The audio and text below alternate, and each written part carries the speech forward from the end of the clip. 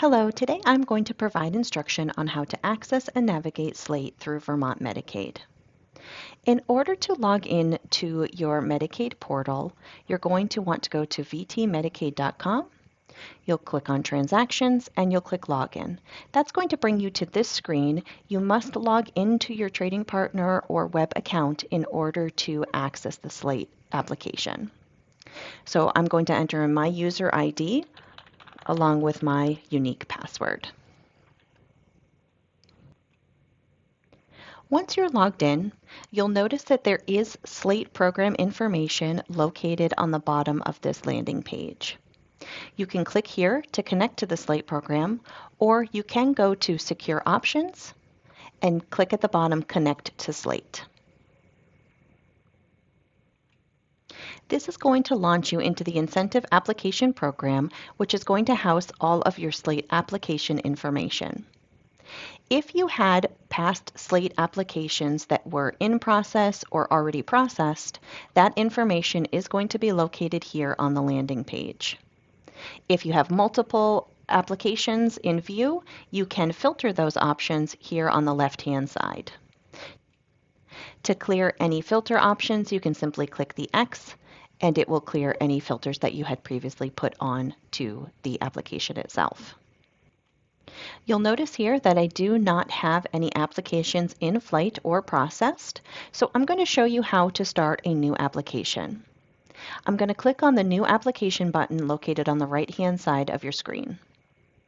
This is going to bring up an option to start a new application. The very top, it's going to confirm your provider ID. Note that trading partners will only see providers who hold an applicable provider type and specialty associated with SLAIT in the provider ID field. If you are not seeing the provider ID that you intended to add to the application, please review the provider type and specialty to see if it is applicable to the program. Once you have confirmed your provider ID, you're going to locate down to whether you are attesting as a solo provider of a practice, an individual, or an organization, facility, or group.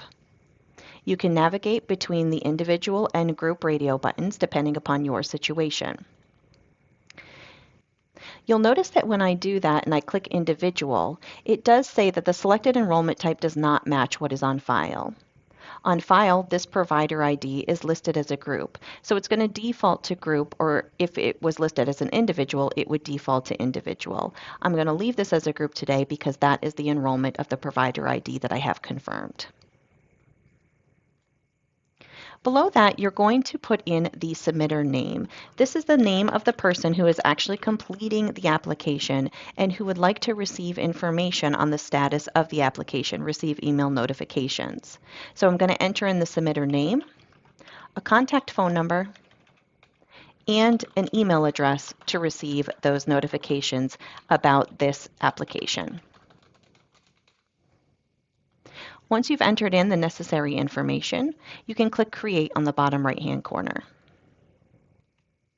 This has now launched me into a new application that I need to complete and save.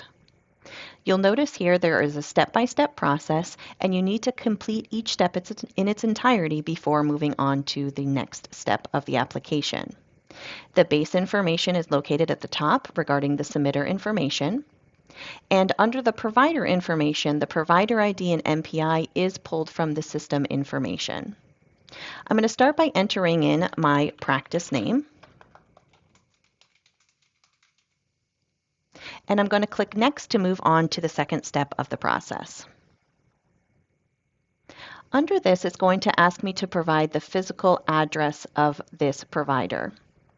I'm going to click under Select Physical Address, and pulling from the information that we have on file will be an option to choose from. If you have multiple physical addresses located to this single provider ID, you may have multiple options. So you're going to choose the physical address that is applicable to this application. All of the information will populate here, and you can click Next to continue. Step number 3, I'm going to provide the mailing address information. And just like the provider physical address information, if I click under Select Mailing Address, it is going to pull from the information that we have on file for this provider ID, and you're going to choose the best option for this application. Again, it will populate the information here, and you can click Next to continue. The next option is a provider alternate contact. This is step number 4. It's important that we have 2 different contact information just in case we are not able to get a hold of the first one.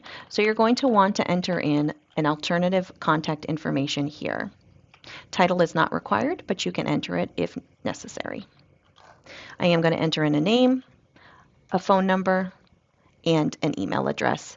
It's not required, but the more information that we have, the better. So we recommend that you do enter in an email address in here as well. After completing the information, I'm going to click Next. The next step is to enter in the participation track information. Every provider is required to enter in this information. You're first going to start by indicating if you are a DA or an SSA provider. If you do so, what it will do is it will specify the track that you are allowed to select from. So you'll notice that when I put in are you a DA or an SSA provider, I only have the one track available that I will need to select. If I'm not a DA or SSA provider, you'll notice that I have a lot of different options to choose from. So you're going to choose the track that is applicable for you filling out this application today. You will notice that down below is more information about the milestones. There is a link here for acceptable documentation for tracks and milestones. If you click on this, it is going to send you to the state website with more information about the specific tracks and the documentation that will be required to have available and attest to. You will also notice that all providers are going to be required on the first program milestone to submit a patient volume spreadsheet.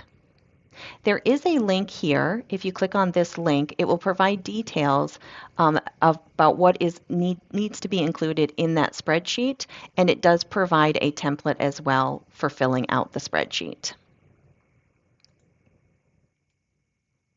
Once you've selected your track and you've familiarized yourself with the documentation that is required, you are required to upload your supporting documentation to your application.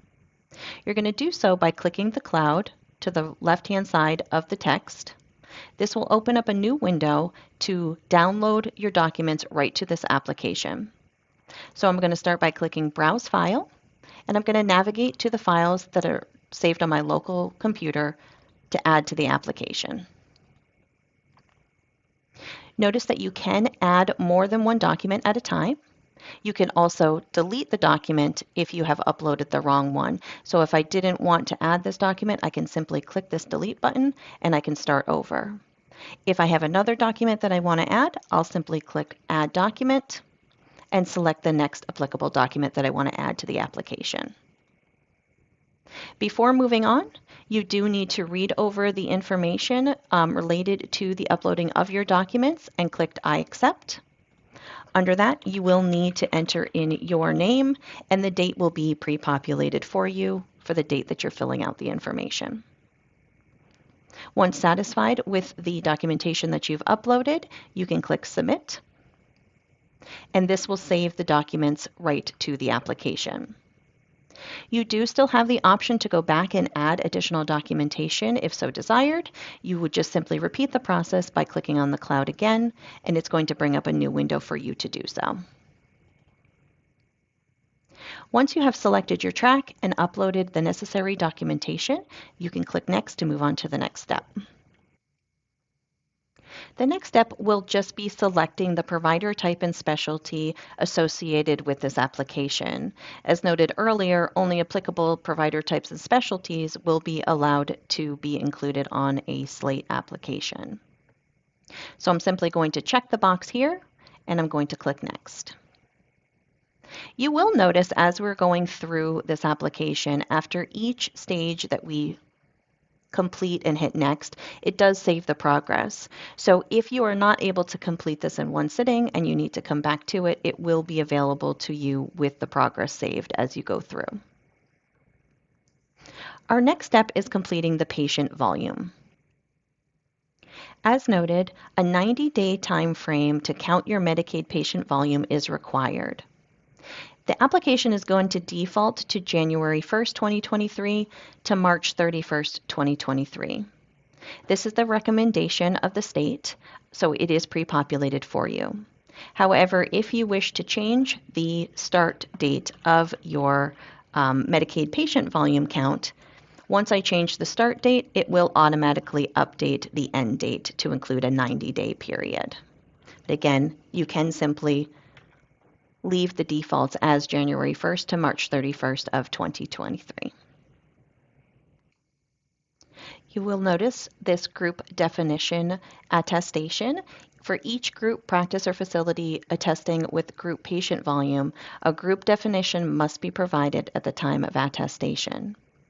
You're going to need to include the Medicaid ID and the billing ID across all client services programs defining the group. To do so, you're going to click the plus sign next to Add Group Definition and enter in the applicable Medicaid ID and billing NPI. Below that, you have the option also to add a clinical location address. Again, you're going to do so by clicking the plus sign to the left of Add Clinical Location Address and enter in the applicable information. Below that, what is required to move on is going to be entering in the number of Medicaid patient encounters during the 90-day period that was noted above. So if you've defaulted to January 1st, 2023 to March 31st, 2023, you're looking at the number of Medicaid patient encounters during that time frame. You're going to enter in the number of Medicaid patient encounters here.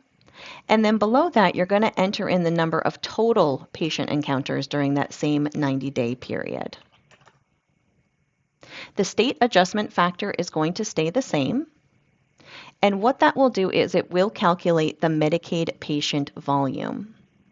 For more information or the formula used for the Medicaid patient volume, if you hover over the information bubble, it will give you that formula. There is more information available if you click this link to the template regarding patient volume documentation. If I click that, it's going to bring me to the state website. Again, it's going to talk more about patient volume and provide me with that specific template. In addition to that, you will need to upload your patient volume spreadsheet. To do so, you're going to click the cloud. That will bring a new window for you to download your information. I'm going to click Browse File, navigate to my document, and I'm going to import that here. And again, just like we did before with our other documentation, if you need to delete it, you can do so by clicking the Delete button here, or if you have another document that you want to add, you can click Add Document and add more than one document at a time. Once you have put in all of the necessary information regarding patient volume, you can click Next to continue. The last step of this application is acknowledgement. You're going to read over carefully the information located in this paragraph, and in order to continue, you need to click the I accept button and enter in your name in the field below. It will pre-populate the date for you, and once you're ready, after you've entered in all of the applicable information and reviewed the information, you can hit Submit on the bottom right-hand corner. Once you've successfully submitted your application, you will receive a notification that looks like this. It will let you know that your application was submitted successfully and give you some additional information on the next steps. You'll notice that it brought me back to my landing page, and now I have an entry here located on what is happening with my current application. You can check the status of your application here. along with the status of your milestones. So you can note here that if I click or hover over the information bubble, it will tell me that there is a milestone that is incomplete. It will tell me that there is a milestone that has not yet been accepted, one that has been accepted, and again, a milestone that's not complete. Now you'll notice that when I clicked on that, it did bring me right back to the application. So at any time, if you want to see what is in your application, you simply have to click on it and it will bring you into that application with all of the information that you entered. By using the back arrow, I'm going to click back and go back to my landing page. Once it's in submitted status, it is going to go to the state of Vermont for review. You can check back here for additional statuses and to see if your application has been updated. If your application is incomplete, the state of Vermont will action as such and reach out directly to you regarding what is needed. When and if your application is approved, you will receive a notification, and this is going to be an email notification just like this one, that shows you that your application was approved.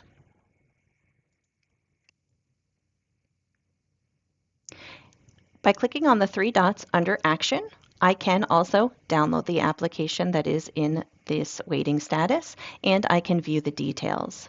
Once your application is approved, those three dots will allow you to check different milestones. You can attest to different milestones as you hit them. And just as a reminder, milestones do not have to be done in the order that they are specified. Also, it is good to note that once your application is approved, you are locked into the track that was selected. You can view the application, but you will not be able to change anything. If you have any additional questions regarding the SLAIT application program, please reach out to our EDI coordinator or your provider relations representative at Gainwell Technologies. Thank you.